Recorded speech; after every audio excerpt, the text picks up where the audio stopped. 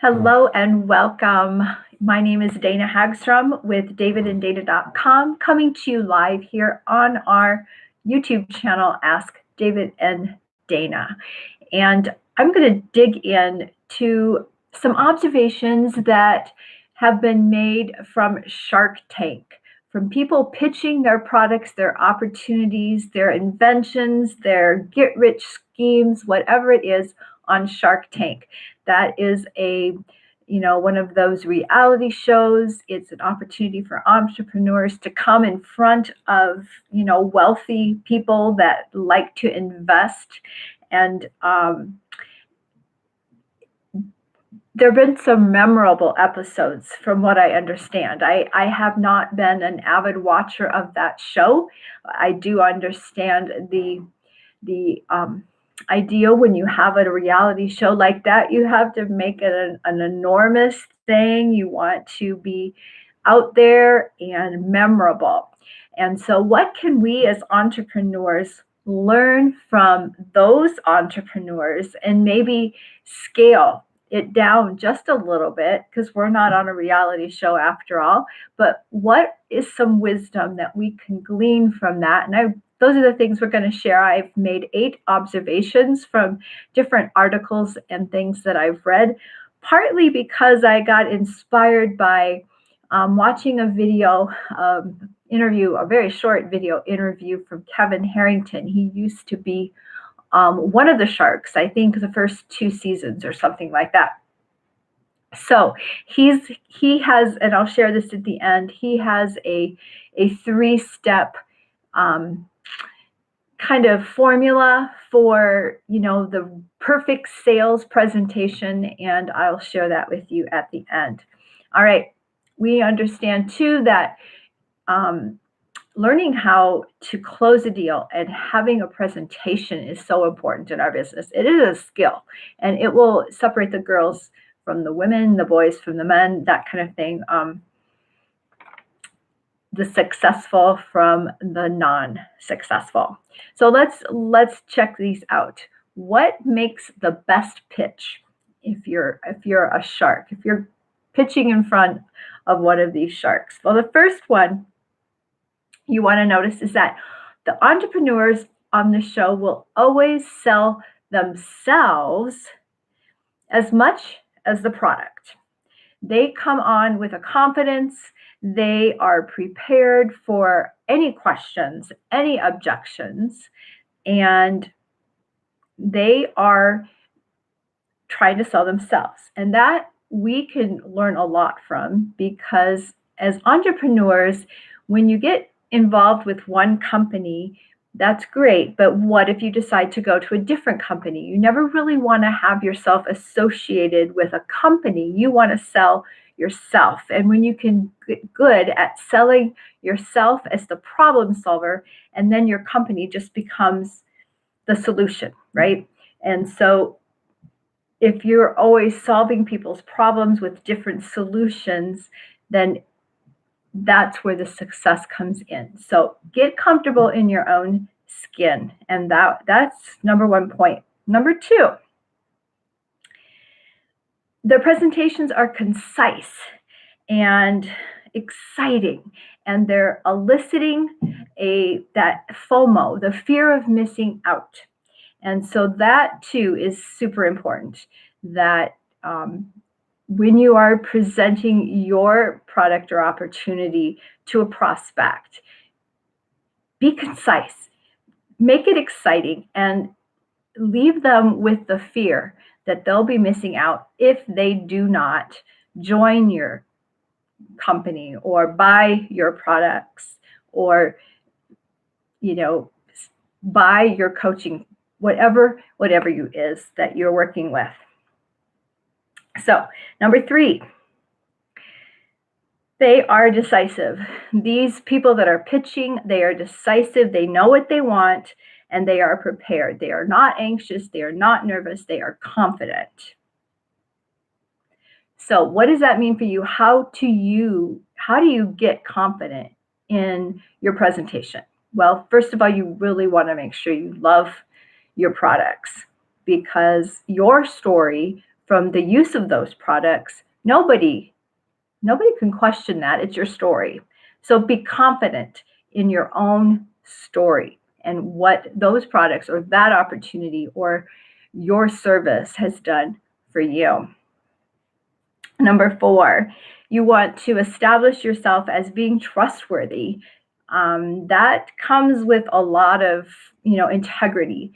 What are you doing to, act humble and not, be unrealistic or exaggerating? You want them, the people that you are presenting to always trust you. Okay. Number five is always show the benefit of what you are presenting.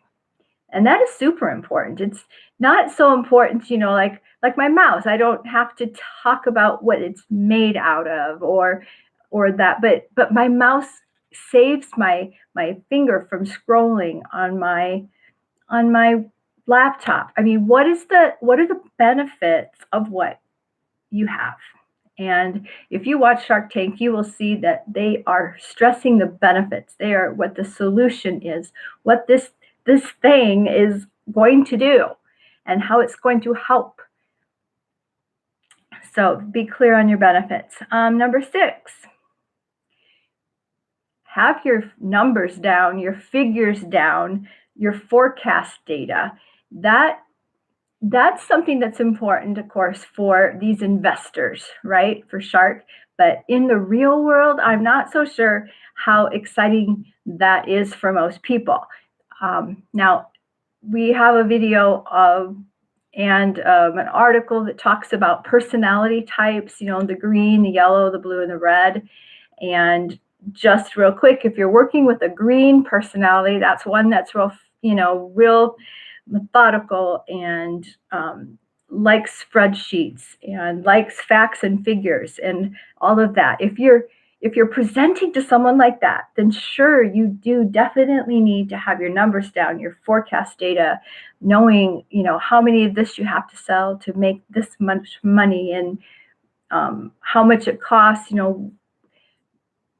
all those numbers. Now, I'm not green, obviously, but if that is who you are, that is the way you should be prepared for your presentation, just like these folks on the Shark Tank are. Okay. Number 7, and this is super important. I love this one, and it's emotion. Attack the emotion. Use stories in your presentation. When you can use stories in your presentation, it connects you. It connects you to your audience, especially if it's your story. And when you use the stories and people start feeling that emotion, a lot of most sales people will say, all happen as a result of emotion. So don't be afraid to use stories.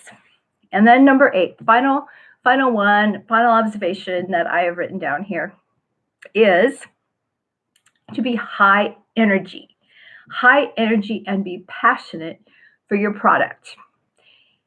And sometimes if you're not, if you're kind of a reserved person, you might really have to dig deep to get that emotion going, that passion going, to burn, that extra whatever it is that gets you excited. Excuse me. But if you watch folks on Shark Tank, there's a lot of energy in that room, and they are eliciting it out, and they are trying to draw it back in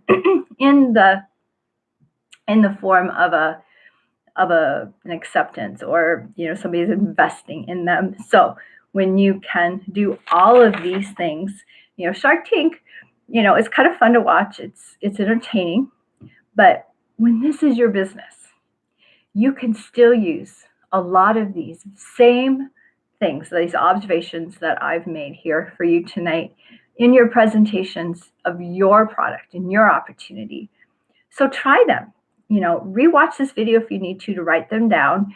There were some good ones in there.